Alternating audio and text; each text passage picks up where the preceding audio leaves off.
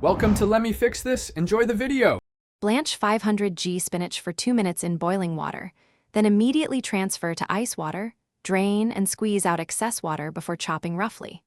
While the spinach cools, mince 1 clove garlic and gently sauté it in 2 tablespoon butter over medium heat until fragrant, about 30 seconds.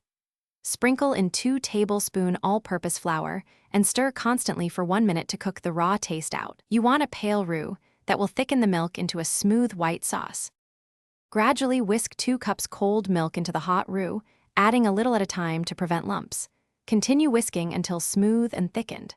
Stir in 1/2 cup heavy cream for extra silkiness, then season with a pinch of grated nutmeg, 1/4 tsp salt, and 1/8 tsp freshly ground black pepper. Reduce heat to low and simmer the sauce for 3 to 4 minutes, stirring frequently, until it coats the back of a spoon and reaches a creamy consistency, suitable to bind the spinach. Fold the chopped spinach into the hot white sauce immediately so the greens heat through without releasing too much liquid. Then stir in 1/4 cup grated Parmesan to enrich flavor and help thicken. Taste and adjust seasoning with 1/4 tsp salt and 1/8 tsp pepper, and add a squeeze of lemon if you want brightness. Use the finished spinach white sauce as a pasta sauce, vegetable side, or spread into a baking dish for a 25-minute bake.